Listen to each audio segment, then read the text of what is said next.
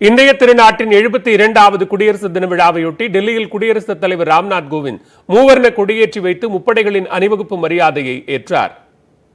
प्रस्थान कर रहा है कुछ ही समय के पश्चात.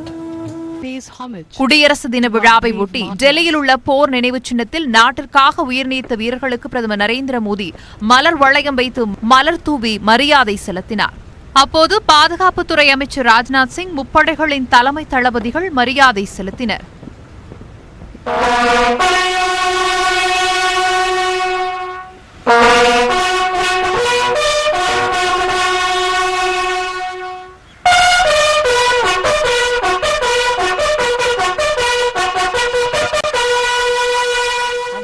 அதைத் தொடர்ந்து குடியரசு தின விழா நடைபெறும் ராஜபாதைக்கு வருகை தந்த குடியரசுத் தலைவர் ராம்நாத் கோவிந்தை பிரதமர் நரேந்திர மோடி வரவேற்று அழைத்துச் சென்றார். குடியரசுத் தலைவர் பாரம்பரிய முறைப்படி மூவர்ண கொடியை ஏற்றி வைத்ததும் 21 குண்டுகள் முழங்க தேசிய கீதம் இசைக்கப்பட்டது.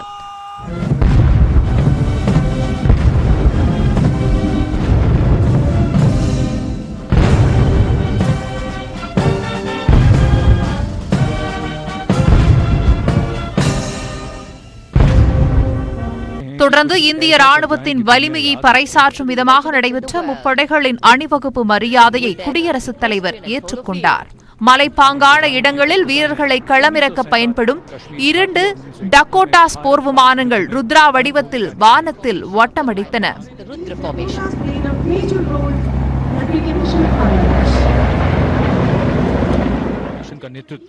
இந்திய விமானப்படையில் கடந்த ஆண்டு இணைக்கப்பட்ட ஒரு ரஃபேல் மற்றும் 2 ஜகுவார் 2 MiG-29 ரக விமானங்கள் ஏகலைவா வடிவத்தில் பறந்து சென்றன. அப்போது ரஃபேல் விமானத்தை மணிக்கு 900 கிலோமீட்டர் வேகத்தில் செங்குத்தாக இறக்கியது பார்வையாளர்களை கவர்ந்தது.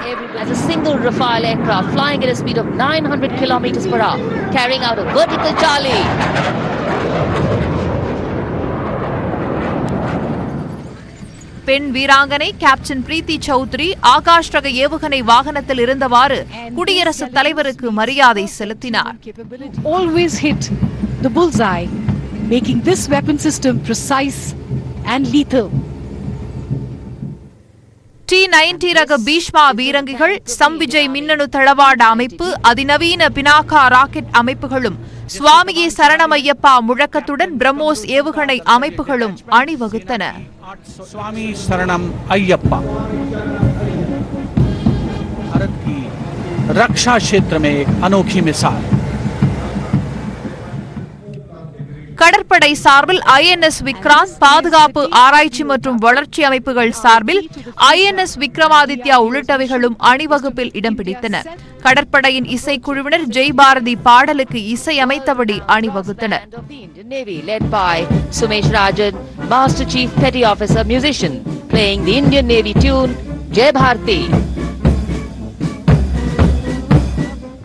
காலாட்படைகளின் அணிவகுப்பில் முதல் முறையாக அந்தமான் நிக்கோபார் தீவுகளிலிருந்து மெட்ராஸ் ரெஜிமெண்ட் படையின் அணிவகுப்பு இடம் பிடித்தது. ராணுவம், துணை ராணுவ படை, டெல்லி காவல்துறை, தேசிய பாதுகாப்பு படை, NCC, NSL படை வீரர்கள் மட்டுமின்றி ராணுவத்திலிருந்து இசைவாத்திய குழுக்களின் அணிவகுப்பும் நடைபெற்றது. எல்லைப்படை வீரர்கள் ஒட்டகத்தில் மிடுக்குடன் நடைபோட்டனர். राजपथ पर सीमा सुरक्षा बल के ऊंट दस्ते के बाद अब बारी है सीमा सुरक्षा बल के ही कैमल बैंड. அண்டை நாடான வங்கதேசத்தின் முப்படைகள் சார்பில் 122 வீரர்களும் குடியரசு தின விழா அணிவகுப்பில் பங்கேற்றனர். 50 ஆண்டுகால வரலாற்றில் இல்லாத வகையில் இந்த ஆண்டு வெளிநாட்டு சிறப்பு விருந்தினர்கள் இல்லாமல் குடியரசு தினம் கொண்டாடப்பட்டது. கொரோனா காரணமாக குடியரசு தின விழா நிகழ்ச்சியை காண 25,000 பேர் மட்டும் அனுமதிக்கப்பட்டனர். அசம்பாவிதங்களை தவிர்க்க டெல்லி முழுவதும் போலீசார் குவிக்கப்பட்டு பாதுகாப்பு பலப்படுத்தப்பட்டிருந்தது. Marching to the awakening song of Shono Ekti Mujibure, Theke Lokho Mujinal, Benazir Ahmad.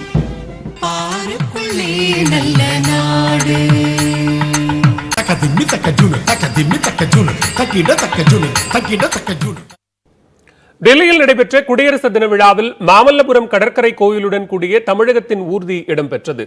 தமிழகத்தின் பாரம்பரியமிக்க ஒயிலாட்டம், கரகாட்டங்கள் ஆடி மாணவர்கள் சிறப்பித்தனர். நாட்டின் 72வது குடியரசு தின விழாவை ஒட்டி மத்திய அரசின் பல்வேறு துறைகளின் அணிவகுப்பு இடம்பெற்றது. அதில் மத்திய மின்னணு மற்றும் தகவல் தொழில்நுட்ப அமைச்சகம் சார்பில் டிஜிட்டல் இந்தியா கருப்பொருளில் அலங்கார ஊர்தி இடம் பிடித்தது.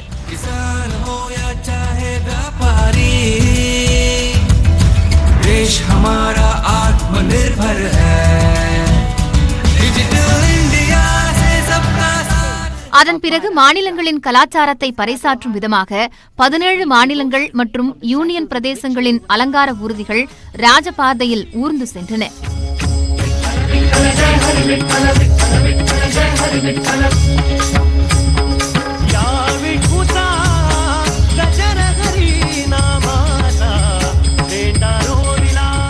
தமிழக அரசின் சார்பில் பல்லவர்களின் பெருமையை எடுத்துரைக்கும் மாமல்லபுரம் கடற்கரை கோயிலின் மாதிரி அடங்கிய அலங்கார ஊர்தி அணிவகுப்பில் பங்கேற்றது. பாருக்குள்ளே நல்ல நாடு எங்கள் பாரத நாடு என்ற பாடல் ஒலிக்க நடன கலைஞர்கள் நடனமாடிச் சென்றனர். பாரத நாடு பாருக்குள்ளே நல்ல நாடு ஞானத்திலே பர மோனத்திலே உயர் மானத்திலே அன்னதானத்திலே. அமர்நாத் கோவில் அலங்காரத்துடன் உத்தராகண்ட் மாநில ஊர்தி, சூரிய கோயில் அலங்காரத்துடன் குஜராத் மாநில ஊர்தி உட்பட பல்வேறு மாநிலங்களின் கலாச்சாரத்தை பிரதிபலிக்கும் அலங்கார ஊர்திகளும் இடம் பிடித்தன.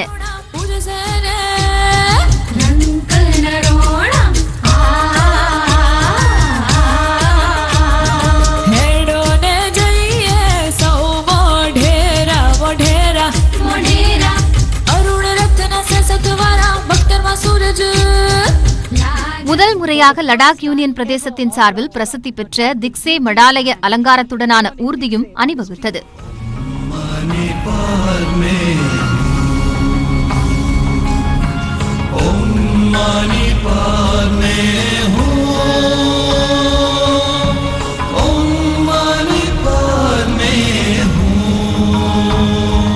ராஜபாதையில் பல்வேறு மாநிலங்களின் கண்கவர் கலை நிகழ்ச்சிகளும் இடம் பிடித்தன. ஒடிஷா மாநிலம் கலஹந்தி மாவட்டத்தில் பிரசித்தி பெற்ற பஜசல் கிராமிய நடன நிகழ்ச்சி நடைபெற்றது.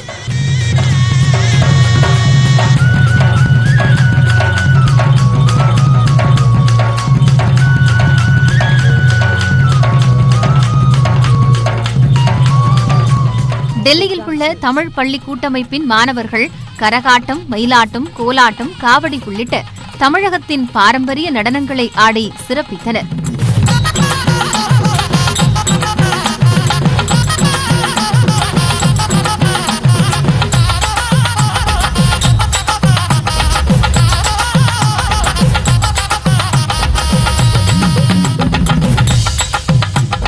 குடியரசு தின விழாவின் நிறைவாக வானில் பலூன்கள் பறக்க விடப்பட்டன.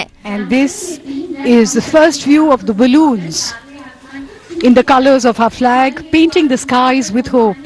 A reminder of 90 நிமிடங்கள் நடைபெற்ற குடியரசு தின விழா நிகழ்ச்சிகளை குடியரசு துணைத் தலைவர் வெங்கையா நாயுடு அவரது மனைவியுடன் கண்டு ரசித்தார். பிரதமர் மோடி ஜாம்நகர் அரச குடும்பத்தினர் அன்பளிப்பாக வழங்கிய தலைப்பாகையை அணிந்தபடி பங்கேற்றார். தொடர்ந்து விரைவுச் செய்திகளை பார்க்கலாம். பொள்ளாச்சி பாலியல் வன்கொடுமை விவகாரம் தொடர்பாக தனக்கு எந்த பயமும் இல்லை என்று துணை சபாநாயகர் பொள்ளாச்சி ஜெயராமன் தெரிவித்துள்ளார். சென்னை ராயப்பேட்டை அதிமுக தலைமை அலுவலகத்தில் செய்தியாளர்களிடம் பேசிய அவர், கொரோனா பரவலை தடுக்கவே கிராம சபை கூட்டத்திற்கு தமிழக அரசு தடை விதித்திருப்பதாகவும் மக்களின் உயிரை பாதுகாப்பது அரசின் கடமை என்றும் தெரிவித்தார். கட்சி மேலிடம் வாய்ப்பளித்தால் மீண்டும் பொள்ளாச்சி தொகுதியில் போட்டியிட்டு வெற்றி பெறுவேன் என்றும் அவர் குறிப்பிட்டுள்ளார். ஏற்கனவே பொள்ளாச்சியில் உங்களுக்கு அருகதை இருந்தால் ஏதாவது ஒரு சிறு ஆதாரமாவது கொடுங்கன்னு கேட்டேன். இதுவரைக்கும் எந்த ஆதாரமும் கொடுக்க வக்கில்லாமல் இவர்கள் வீணாக அரசியல் ஆதாயத்துக்காக தங்களுடைய குடும்ப வளர்ச்சிக்காக இன்னொரு குடும்பத்தை டேமேஜ் பண்ணுறாங்க. சிறு ஆதாரம் இருந்தாலும் கொடுக்கல. சிபிஐயில் தரலாம், சபாநாயகர்கிட்ட தரலாம், கோர்ட்டில் தரலாம். எங்குமே அந்த ஆதாரத்தை தராமல் பொதுவாக இவங்களுடைய அரசியல் பிழைப்புக்காக செய்கிற நாரத்தனம். கடலூர் மாவட்டம் பன்ருட்டி அருகே ஏரியில் மூழ்கி 3 கல்லூரி மாணவிகள் உயிரிழந்த சம்பவம் சோகத்தை ஏற்படுத்தியுள்ளது. ஏப்புதூர் கிராமத்தில் ஆண்டுதோறும் காணும் பொங்கல் நாள் முதல் 13 நாட்களுக்கு கன்னித் திருவிழா நடைபெறும். இந்த ஆண்டு கன்னித் திருவிழாவில் 7 கன்னிப்பெண்கள் கலந்து கொண்டனர். இறுதி நாளான செவ்வாய்க்கிழமை 7 கன்னிப்பெண்களையும் சாமியாடியபடி சித்தேரிக்கு அழைத்துச் சென்று கன்னிவிடும் நிகழ்ச்சி நடைபெற்றது. அப்போது நீரில் இறங்கியவர்களில் 3 பேர் பரிதாபமாக உயிரிழந்தனர். இதுகுறித்து காடாம்புலியூர் போலீசார் வழக்குப்பதிவு செய்து விசாரணை நடத்தி வருகின்றனர். சசிகலா விரைவில் பூரண குணமடைய வேண்டி மானாமதுரை அருகே உள்ள தாயமங்கலம் முத்துமாரியம்மன் கோவிலில் அமமுகவினர் சிறப்பு வழிபாடு செய்தனர். கொரோனாவால் பாதிக்கப்பட்டு மருத்துவமனையில் அனுமதிக்கப்பட்டுள்ள சசிகலா உடல்நலம் தேடி வருகிறார். நிலையில் மானாமதுரையிலிருந்து பாத யாத்திரையாக சென்ற அமமுகவினர் சசிகலா உடல்நலம் பெற வேண்டி கோவிலில் அங்கு பிரதட்சணம் செய்து வழிபட்டனர். அமமுக ஒன்றிய செயலாளர் சுரேஷ் பாபு, மாரியப்பன் கென்னடி உட்பட பலர் இதில் கலந்து கொண்டனர். தமிழகம் ஆன்மீகத்தை நோக்கிச் செல்வதை புரிந்து கொண்டதால் தான் திமுக தலைவர் ஸ்டாலின் கையில் வேலை எடுத்துள்ளதாக பாஜக துணைத் தலைவர் அண்ணாமலை கூறியுள்ளார். கன்னியாகுமரி மாவட்டம் தக்கலையில் நடைபெற்ற 72வது குடியரசு தின விழாவில் பங்கேற்ற அவர் ஏற்கனவே சிவபக்தன் போல் நடித்த ராகுல் காந்தி தற்போது தமிழ் பக்தன் போல் நடிப்பதாக விமர்சித்தார். ஜல்லிக்கட்டுக்கு தடை விதித்த போதும் இலங்கையில் இனப்படுகொலை நடைபெற்ற போதும் ராகுலின் தமிழ் உணர்வு எங்கே போனது என்றும் அண்ணாமலை கேள்வி எழுப்பினார். வேலை கையில் எடுக்கிறார். இத்தனை நாள வேலை எங்க போச்சு? ஏன்னா அவருக்கு தெரியும் தமிழகம் ஆன்மீக பாதை தேசிய பாதையில் திரும்பி விட்டது என்று ஸ்டாலினுக்கு மிக தெளிவாக தெரியும். அதனால்தான் ராகுல் காந்தி அவர்களை கொண்டு வந்து இந்த மாதிரி பேச வைக்கிறாங்க. ஜல்லிக்கட்டு ஒப்பை பார்க்குறாங்க. முற்றிலும் அவர்களுக்கு தெரியும் 2011 ஜல்லிக்கட்டை வேண்டான்னு சொன்னது இவங்க தான். இது பாருங்க எவ்வளவு பெரிய ஒரு கேலி கூத்துன்னு. தமிழகத்தில் ராகுல் காந்தி நடத்திய பிரச்சாரத்தால் எந்த மாற்றமும் ஏற்படாது என்று குஷ்பு தெரிவித்துள்ளார். சென்னையில் செய்தியாளர்களிடம் பேசிய அவர் திமுக காங்கிரஸை மதிக்கவில்லை என்றும் எனவேதான் ஜல்லிக்கட்டை காண வரும்போது ராகுலை ஸ்டாலின் நேரில் சந்திக்கவில்லை என்றும் கூறினார். பிரச்சாரத்தில் ராகுல் காந்தி தெளிவின்றி பேசியதாக விமர்சனம் செய்த குஷ்பு தமிழ் என்ற சொல்லை உச்சரிக்க ராகுல் காந்தி தெளிவாக கற்றுக்கொள்ள வேண்டும் என்றும் கூறியுள்ளார். ராகுல் காந்தி அவர்கள் பேசினதுனால ஒரு மிகப்பெரிய யுகம் இங்கே தமிழகத்தை உருவாக்கி இருக்கிறது கிடையாது. ராகுல் காந்தி அவர்கள் தமிழ்நாட்டுக்காக நான் மொழி கற்றுக்கிறதுக்கு தயாராக இருக்கேன். தமிழ்நாடு முதல்ல சொல்றது கத்துக்குங்க. தமிழ் அதுதான். தமிழ் நான் சொல்லக்கூடாதுங்க, அதே தப்பு. நம்ம துணைநிலை ஆளுநர் மாளிகை முன்பு அனுமதியின்றி போராட்டம் நடத்திய புதுச்சேரி முதலமைச்சர் நாராயணசாமி மீது வழக்கு பதிவு செய்ய உயர்நீதிமன்றம் மறுப்பு தெரிவித்தது. லோக் ஆயுக்தாவை அமல்படுத்த கோரி புதுச்சேரி துணைநிலை ஆளுநர் மாளிகை முன்பு முதலமைச்சர் நாராயணசாமி உள்ளிட்ட 6 பேர் 2019 ஆண்டு தர்ணா போராட்டத்தில் ஈடுபட்டனர். இந்த விவகாரத்தில் நாராயணசாமி மீது வழக்கு பதிவு செய்ய கோரி புதுச்சேரியை சேர்ந்த குணசேகரன் சென்னை உயர்நீதிமன்றத்தில் வழக்கு தொடுத்தார். இந்த மனு விசாரணைக்கு வந்த நிலையில் அரசியல் நோக்கத்துடன் வழக்கு தொடரப்பட்டுள்ளதால் மனு மீது உத்தரவு பிறப்பிக்க முடியாது என்று தெரிவித்த நீதிபதிகள் வழக்கை முடித்து வைத்தனர். கன்னியாகுமரி மாவட்டம் பனச்சமூடு அருகே வீட்டின் கிணற்றில் நீரில் பெட்ரோல் கசிந்த சம்பவம் பரபரப்பை ஏற்படுத்தியிருக்கிறது. தமிழக கேரள எல்லையான பூலியூர் சாலை பகுதியில் கோபி என்பவரது வீட்டில் உள்ள குடிநீர் கிணற்றில் ஒரு வாரமாக பெட்ரோல் வாடை வந்திருக்கிறது. இந்நிலையில் நேற்று பயன்பாட்டிற்காக தண்ணீர் எடுத்தபோது இதில் பெட்ரோல் வாடை வந்துள்ளது. இது தொடர்பாக அவர் போலீசாருக்கு தகவல் அளித்தார். ஆய்வில் அருகில் உள்ள பெட்ரோல் பங்கிலிருந்து கசிவு ஏற்பட்டு கிணற்றில் எண்ணெய் கசந்தது தெரியவந்தது. இது தொடர்பாக தமிழகம் கேரள மாநில அதிகாரிகள் விசாரணை மேற்கொண்டு வருகின்றனர். வேலூர் மாவட்டம் காட்பாடி அருகே நடைபெற்ற எருதுவிடும் விழாவில் 500க்கும் மேற்பட்ட காளைகள் பங்கேற்றனர். குடியரசு தின விழாவை ஒட்டி கரசமங்கலம் பகுதியில் எருதுவிடும் விழா நடைபெற்றது. கொரோனா பாதுகாப்பு நடவடிக்கைகளுடன் நடைபெற்ற இப்போட்டியை சுற்றுவட்டார பகுதி மக்கள் கண்டுகளித்தனர். இந்த போட்டியில் காளைகள் முட்டியதில் காயமடைந்த 2 சிகிச்சைக்காக வேலூர் அரசு மருத்துவமனையில் அனுமதிக்கப்பட்டுள்ளனர்.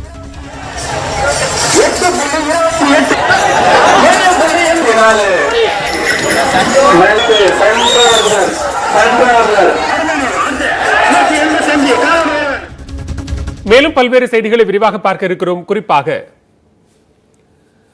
டிக்டாக் செயலிக்கு நிரந்தர தடை விதித்தது மத்திய அரசு. விவரம் அறிய செய்திகள் தொடர்கின்றன. 72வது குடியரசு தினத்தையொட்டி சென்னை மெரினாவில் ஆளுநர் பன்வாரிலால் புரோஹித் தேசிய கொடியை ஏற்றி வைத்து முப்படைகளின் அணிவகுப்பு மரியாதையை ஏற்றார். தொடர்ந்து சாதனையாளர்களுக்கு விருதுகளை வழங்கி முதலமைச்சர் பழனிசாமி கௌரவித்தார்.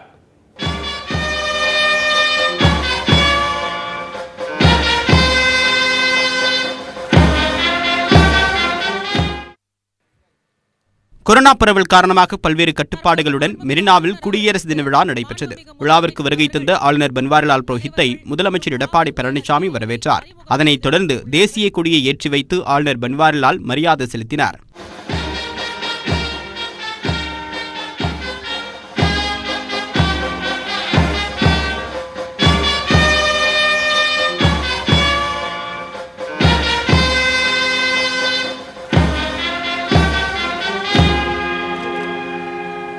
பின்பு விமானப்படை, தரைப்படை, கடற்படை மற்றும் கடலோர காவல்படையின் அணிவகுப்பு மரியாதையை ஆளுநர் பன்வாரிலால் புரோஹித் ஏற்றுக்கொண்டார். தொடர்ந்து தமிழக காவல்படையின் இசைக்குழுவுடன் குதிரைப்படையினர் அணிவகுத்தனர். ஊர்காவல் படையினர் மற்றும் தீயணைப்புத் துறையினரின் அணிவகுப்பும் நடைபெற்றது.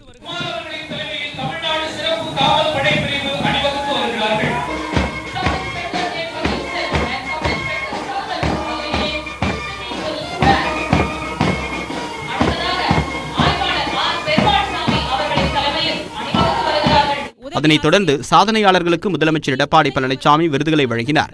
வீரதீர செயல்களுக்கான அண்ணா பதக்கம் ராணிப்பேட்டையை சேர்ந்த ஆசிரியை பா முல்லைக்கு வழங்கப்பட்டது. பெற்றோர்கள் ஃபோன் பண்ணி பேசும்போது ரொம்ப சந்தோஷமா சொல்லுவாங்க, என்னுடைய குழந்தைங்களை காப்பாத்துனீங்கம்மா, நீங்க தெய்வம் மாறினாங்க. அது எனக்கு ஒரு பெரிய மாற்றத்தை உருவாக்குது. அரசாங்கத்துக்கு கண்டிப்பா நன்றியை சொல்ல, தமிழக அரசுக்கு என்னையும் ஐடென்டிஃபை பண்ணாங்க. சேலம் மாவட்டம் ஓசூர் வனசரக கால்நடை உதவி மருத்துவர் பிரகாஷ், மதுரை மாவட்டம் ரயில் வண்டி ஓட்டுநர் சுரேஷ், நீலகிரி மாவட்டம் ஆர் புகழேந்திரன் உள்ளிட்டோருக்கும் அண்ணா பதக்கம் வழங்கப்பட்டது. இந்த அண்ணா பிரைவர் அப்படி எனக்கு எழுதி கிடைச்சது அப்படின்னா, ஒரு கிணத்துல விழுந்த யானை, 60 அடி கிணத்துல விழுந்த யானையை நல்லபடியாக மீட்டதுக்காகவும் எந்த ஒரு உயிர் சேதமும் பொருட்சேதமும் அந்த இடத்துல நடக்காத அதை காட்டுக்கு வழியனுப்பதற்காக கிடைக்கப்பட்டது. இதேபோல் கோவையை சேர்ந்த அப்துல் ஜப்பார் என்பவருக்கு கோட்டை அமீர் மத நல்லிணக்க பதக்கம் வழங்கப்பட்டது. குனியமுத்தூர் தாஜுல் இஸ்லாம் சுன்னத் ஜமாத்தோட தலைவராக 13 ஆண்டுகளாக இருக்கிறேன். மத நல்லிணக்கத்துக்காக, விநாயகர் சதுர்த்தி ஊர்வலத்துக்காக எல்லாத்துக்கும் பாடுபட்டு இருக்கிறோம். அதனால இந்த விருது தமிழ்நாடு அரசு எனக்கு கொடுத்துருக்குறாங்க. அதுக்கு தமிழ்நாடு அரசுக்கு நன்றி தெரிவிச்சுக்கிறேன். நாராயணசாமி நாயுடு நெல் உற்பத்தி திறனுக்கான விருதை ஸ்ரீவில்லிபுத்தூரை சேர்ந்த செல்வகுமார் என்பவருக்கு முதலமைச்சர் வழங்கினார். திருத்திய நெல் சாகுபடி விவசாயத்துக்காண்டி கொடுத்துருக்காங்க. அது எப்படின்னா ஒரு விவசாயத்தை முழுமையாக செய்கிறதோட ஒரு பக்குவத்தோடு செய்யணுன்றதுனால இந்த திருத்திய நெல் சாகுபடி இது அதுக்கான எனக்கு இந்த விருது கொடுத்துருக்காங்க. இது அங்கீகாரன்றது எனக்கு விவசாயத்தை மறுபடியும் செய்யணும், நிறையா விவசாயம் பண்ணணும், நிறையா பேருக்கு உதவணும் அப்படின்ற விவசாயத்தை சொல்லிக் கொடுக்கணுன்ற ஒரு இதனால இது எனக்கு ரொம்ப முக்கியத்துவம் கொடுத்து. சிறந்த காவல் நிலையத்திற்கான முதலமைச்சர் கோப்பை சேலம் நகர காவல் நிலையத்திற்கு வழங்கப்பட்டது. மேலும் திருவண்ணாமலை நகர காவல் நிலையம் மற்றும் சென்னை கோட்டூர்புரம் காவல் நிலையங்களுக்கும் கோப்பைகள் வழங்கப்பட்டது. அவர்கள் கோப்பையை பெற்றுக் கொள்கிறார்கள். The third trophy goes to Koturpuram Police Station, Chennai, which is received by Thiru K. Ajukumar. தொடர்ந்து சிறந்த காவலர்களுக்கான காந்தியடிகள் காவலர் விருதுகளையும் முதலமைச்சர் வழங்கி கௌரவித்தார். விருது பெற்றவர்கள் முதலமைச்சருடன் குழு புகைப்படம் எடுத்துக் கொண்டனர். எங்களது மகிழ்வான நன்றிகளை தெரிவித்துக் கொள்கிறோம். இதையடுத்து இருசக்கர வாகனங்களில் காவலர்கள் நடத்திய பல்வேறு சாகசங்கள் அரங்கேறின. தன்னம்பிக்கை, கவனம், ஒருங்கிணைப்பு, இதனை நாம் ஒரு சேர கண்டு மகிழ்ந்து கொண்டிருக்கிறோம். அவர்களுக்கு அனைவரது சார்பிலும் பாராட்டுதல்களை தெரிவித்துக் கொள்கின்றோம். இறுதியாக தமிழகம், கேரளா, குஜராத் உள்ளிட்ட பல்வேறு மாநிலங்களின் பாரம்பரிய கலை நிகழ்ச்சிகள் உற்சாகமாக நடைபெற்றன. இதனை ஆளுநர், முதலமைச்சர் உள்ளிட்டோர் கண்டுகளித்தனர்.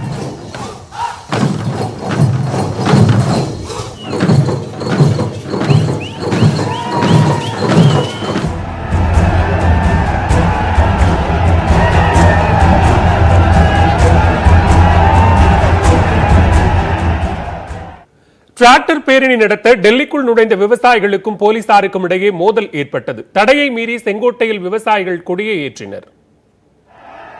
டெல்லிக்குள் நுழையும் பிரதான எல்லைகளான சிங்கு, திக்ரி, காசிப்பூர் வழியாக லட்சக்கணக்கான விவசாயிகள் தடைகளை அகற்றி பேரணியை காலையில் தொடங்கினர். குடியரசு தின அணிவகுப்பு முடிந்த பின்னர் பேரணியை நடத்த போலீசார் அறிவுறுத்தியிருந்த நிலையில் கர்னல், காசிப்பூர் பகுதியில் 10 மணியிலிருந்தே விவசாயிகள் வாகனங்களிலும் டிராக்டர்களிலும் அணிவகுத்து சென்றனர்.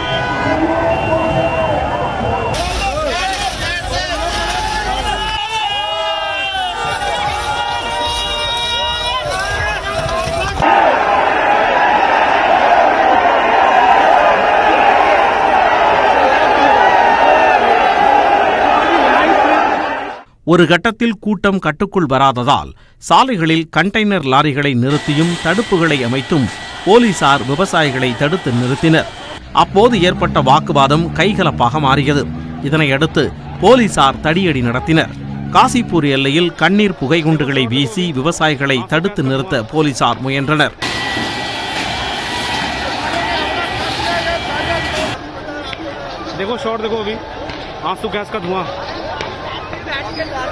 காசிப்பூர் எல்லையில் இருந்து பொதுமக்கள் அதிகம் வசிக்கும் பாண்டவ் நகர் பகுதிக்குள் நுழைந்து போராட முயன்ற விவசாயிகளை போலீசார் தடுத்து நிறுத்தினர். இதனால் ஏற்பட்ட வாக்குவாதம் மோதலாக மாறியது. இதன் காரணமாக போலீசார் தடியடி நடத்தி விவசாயிகளை கலைத்தனர். பிரதான சாலைகளில் விவசாயிகளுக்கும் போலீசாருக்கும் இடையே மோதல் நடந்த நிலையில் அனுமதிக்கப்படாத வழித்தடங்களில் விவசாயிகள் அணி அணியாக சென்றனர்.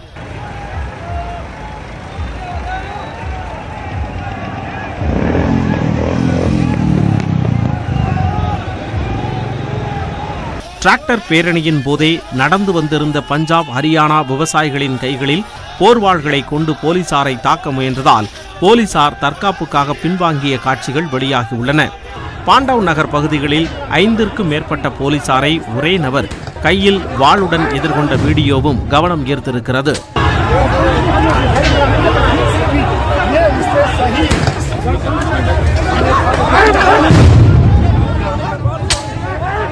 டெல்லி போலீசார் அமைத்திருந்த தடைகளை டிராக்டர்களை கொண்டு தகர்த்த விவசாயிகள் ITO பகுதியில் சாலையின் குறுக்கே நிறுத்தப்பட்டிருந்த மாநகராட்சி பேருந்தை கூட்டமாக சேர்ந்து அகற்றினர்.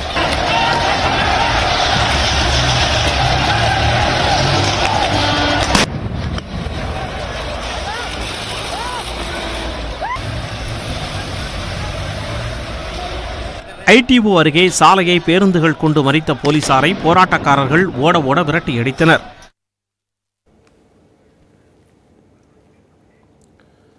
கோவை விமான நிலையத்தில் திமுக தலைவர் மு க ஸ்டாலின் செய்தியாளர்களை சந்தித்து வருகிறார். நேரலை காட்சிகள். மத்தியில் இருக்கக்கூடிய பாஜக அரசு 3 வேளாண் சட்டங்களை எந்தவித நிபந்தனையுமின்றி அதை ரத்து செய்ய வேண்டும்.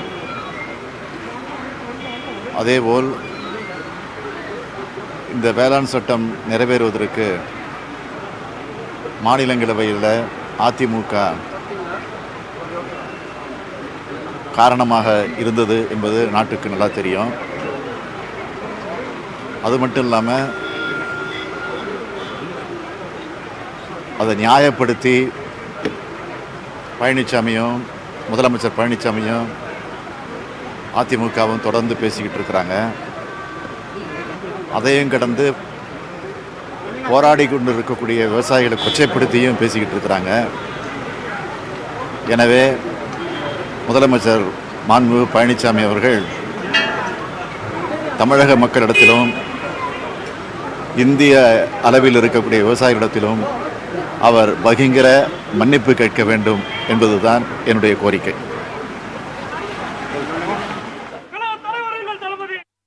கோவை விமான நிலையத்தில் திமுக தலைவர் மு க ஸ்டாலின் செய்தியாளர்களை சந்தித்தார். வேளாண் சட்டங்கள் தொடர்பாக அவர் பேசியிருக்கிறார். இது தொடர்பான விவரங்களை பின்னர் வரும் தொகுப்புகளில் பார்க்கலாம்.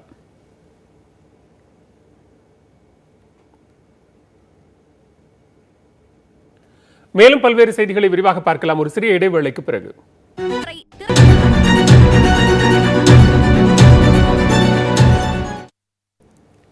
செய்திகள் தொடர்கின்றன. சொத்து குவிப்பு வழக்கில் சிறை தண்டனை அனுபவித்து வரும் சசிகலா புதன்கிழமை காலை 10 மணிக்கு மருத்துவமனையில் இருந்தவாறே விடுதலை செய்யப்பட உள்ளதாக தகவல் வெளியாகியுள்ளது. பெங்களூரு பரப்பன அக்ரகாரா சிறையில் இருந்த சசிகலா ஜனவரி 27ஆம் தேதி விடுதலை செய்யப்படுவார் என்று அறிவிக்கப்பட்டது. இந்நிலையில் அவருக்கு உடல்நலக் குறைவு ஏற்பட்டு கடந்த 20ஆம் தேதி சிகிச்சைக்காக பெங்களூரு விக்டோரியா மருத்துவமனையில் அனுமதிக்கப்பட்டார். அங்கு அவருக்கு கொரோனா தொற்று கண்டறியப்பட்டு சிகிச்சை அளிக்கப்பட்டு வருகிறது. இந்நிலையில் மருத்துவமனையில் இருந்தவாறே புதன்கிழமை விடுதலை செய்யப்படுவார் என சிறைத்துறை அதிகாரிகள் தெரிவித்துள்ளனர். இதற்காக மருத்துவமனைக்கு விடுதலைக்கு தொடர்பாக கோப்புகள் கொண்டு செல்லப்பட்டு அங்கேயே கையொப்பம் பெறப்படும் என்றும் கூறப்பட்டுள்ளது. விடுதலைக்கு பிறகும் சுமார் 1 வார காலம் சசிகலா விக்டோரியா மருத்துவமனையில் சிகிச்சை பெற உள்ளதாக கூறப்படுகிறது. பெங்களூரு மருத்துவமனையில் சிகிச்சை பெற்று வரும் சசிகலாவிற்கு Z+ பாதுகாப்பு வழங்க கோரி வழக்கறிஞர் வாசுகி ராஜராஜன் மத்திய உள்துறை செயலாளரிடம் கோரிக்கை வைத்துள்ளார். சசிகலா விவகாரத்தில் ஏற்கனவே மருத்துவமனை மற்றும் சிறைத்துறை நிர்வாகம் அலட்சியமாக நடந்து கொண்டதாகவும் அவர் உயிருக்கு பாதுகாப்பு தேவை என்றும் மின்னஞ்சல் மூலமாக மனு வழங்கியுள்ளார். இதனிடையே சசிகலா விவகாரத்தில் சிறைத்துறை நிர்வாகம் அலட்சியமாக செயல்பட்டதாக கொடுக்கப்பட்ட புகாரின் பேரில் உரிய விசாரணை நடத்த பரப்பன அக்ரகாரா காவல் நிலையத்திற்கு பெங்களூரு காவல் ஆணையர் கமல் பந்த் உத்தரவிட்டுள்ளார். இந்நிலையில் சசிகலாவுடன் சேர்த்து சிறையில் அடைக்கப்பட்ட இளவரசி அடுத்த மாதம் 5ஆம் தேதி விடுவிக்கப்படுவார் என்று சிறைத்துறை வட்டாரங்கள் தெரிவித்துள்ளன. நீண்டகால சிக்கல்களில் சிக்கி தவித்த காஷ்மீர் குங்குமப்பூ விவசாயம் இப்போது புத்துணர்ச்சி பெற்றுள்ளது. காஷ்மீர் குங்குமப்பூ புரட்சி குறித்து நியூஸ் 18 மற்றும் ITC வழங்கும் ஸ்வபிமான் பாரத் சிறப்பு செய்தி தொகுப்பில் பார்க்கலாம்.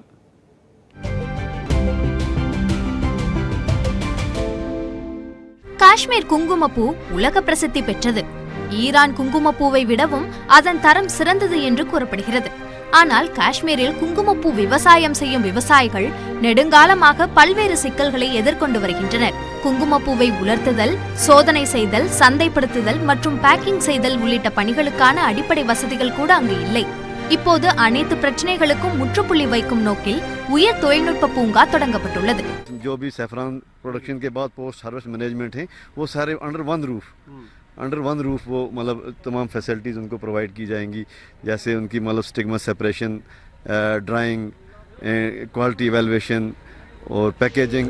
காஷ்மீர் குங்குமப்பூவிற்கு புவியியல் குறியீட்டு அங்கீகாரம் கிடைத்ததற்கு பிறகு விவசாயிகள் உற்சாகமடைந்தனர்.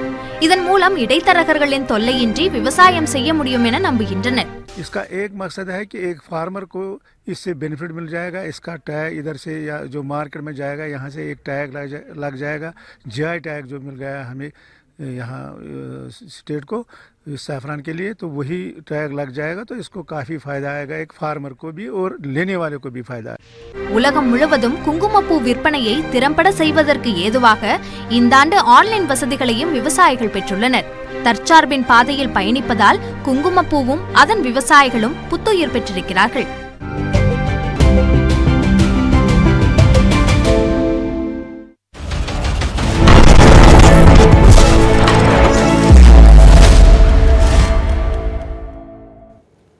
உங்கள் தொகுதி அறிந்ததும் அறியாததும் தொகுப்பில் இன்று நாம் பார்க்க போவது ஜவுளி விற்பனைக்கு பெயர் பெற்ற ஈரோடு கிழக்கு தொகுதி.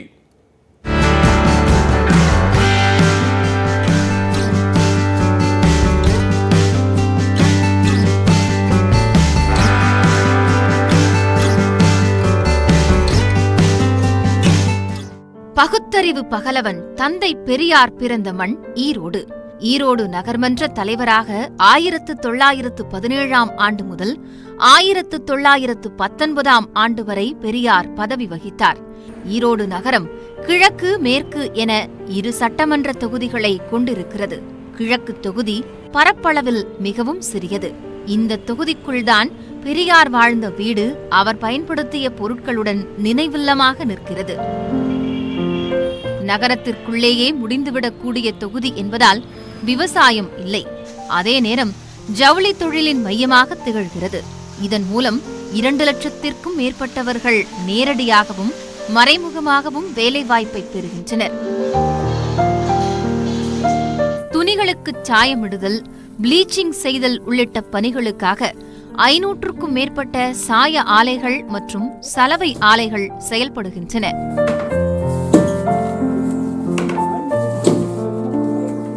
இங்கு அப்துல் கனி சந்தை பகுதியில் திங்கட்கிழமை நடக்கும் இரவு சந்தையில் மட்டும் சுமார் 2 கோடி ரூபாய்க்கு வர்த்தகம் நடைபெறும்.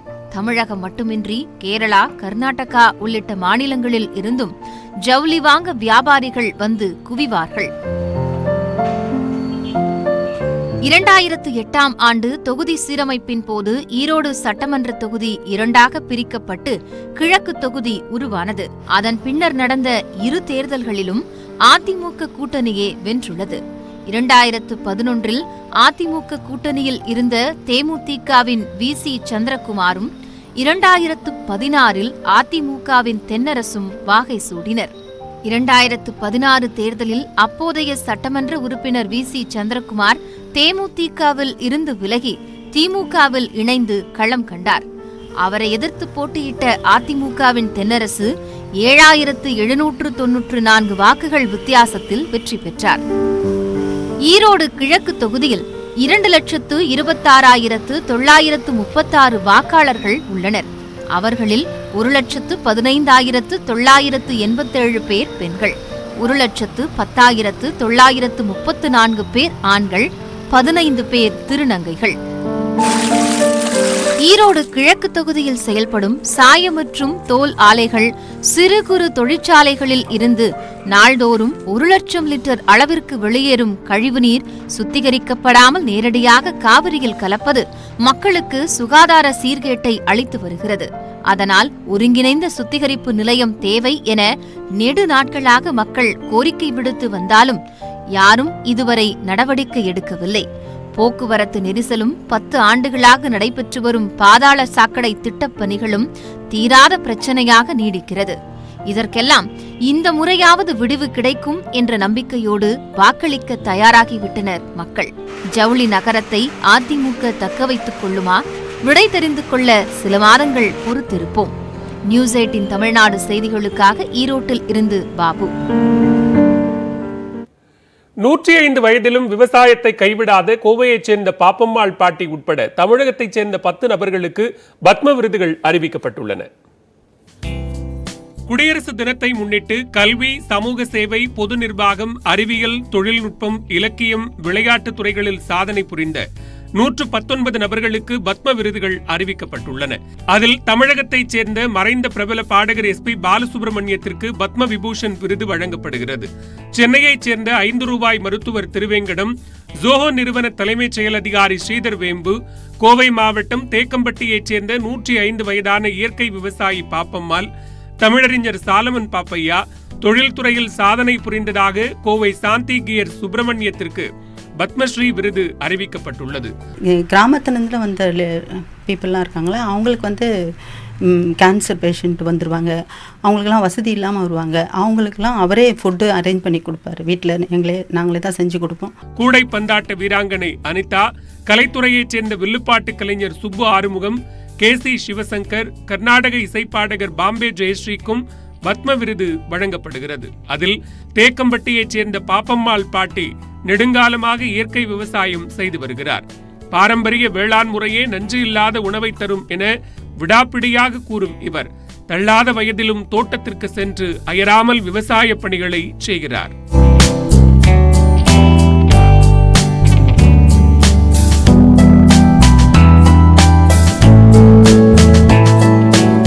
பத்மஸ்ரீ விருதுக்கு தேர்வாகி இருப்பது மகிழ்ச்சி அளிப்பதாகவும் இது நாட்டில் உள்ள விவசாயிகள் அனைவருக்குமான கௌரவம் என்றும் பாப்பம்மாள் கூறுகிறார். நல்ல ஊர்ல பாராட்டுறாங்க. உங்களால எங்களுக்கெல்லாம் நல்ல பேர் கிடைச்சது எங்க ஊருக்கு. இந்த தேக்கம்பட்டி அம்மா இருக்கிறதுனால பாராட்டுறது என்ன சொல்லணும்னு எனக்கு தெரியல. நீங்க செய்த புண்ணியம் உலகமே பாராட்டுறாங்க. தனக்கு பத்ம விருது அறிவிக்கப்பட்டிருப்பது தமிழுக்கும் தமிழ் பட்டிமன்றத்திற்கும் கிடைத்த அங்கீகாரமாக பார்ப்பதாக தமிழறிஞர் சாலமன் பாப்பையா மகிழ்ச்சி தெரிவித்திருக்கிறார். வந்ததை நான் மகிழ்ச்சி அடைக்கணும். தாமதமாக கிடைச்சிருக்கு அப்படின்னு நான் இப்போ காத்தா கிடந்தோம். நான் ஒன்றும் காத்து கிடக்கலை. எப்போ கொடுக்கணும்னு நினச்சிருக்காங்களோ அப்போ கொடுத்துருக்காங்க. அது மகிழ்ச்சி தானே. அதனால் இதில் தாமதமோ சரி, மக்கள் தாமதம்னு நினச்சாங்கன்னா அது அவங்களுடைய அன்பு மிகுதி. குடும்பத்தினரின் ஆதரவு காரணமாகவே தன்னால் சாதிக்க முடிந்ததாக பத்மஸ்ரீ விருதை வென்ற தமிழகத்தைச் சேர்ந்த கூடை பந்தாட்ட வீராங்கனை அனிதா பால்துரை பெருமிதம் தெரிவித்துள்ளார். வார்த்தைகளே இல்லை, ரொம்ப சந்தோஷமா இருக்கு. இதுக்கு ஒரே விஷயம் தான், விடாமுயற்சியோட இருந்தால் நமக்கு கிடைக்கும்னு.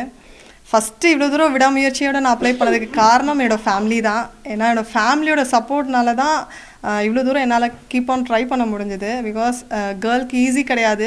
தற்போது அறிவிக்கப்பட்டுள்ள பத்ம விருதுகளை மார்ச் அல்லது ஏப்ரல் மாதங்களில் நடைபெறும் விழாவில் குடியரசுத் தலைவர் வழங்க உள்ளார். மேலும் பல்வேறு செய்திகளை உடனுக்குடன் தெரிந்து கொள்ள நியூஸ் 18 தமிழ்நாடு தொலைக்காட்சியின் Facebook, Twitter மற்றும் YouTube உள்ளிட்ட வலைதள பக்கங்களை பார்க்கவும்.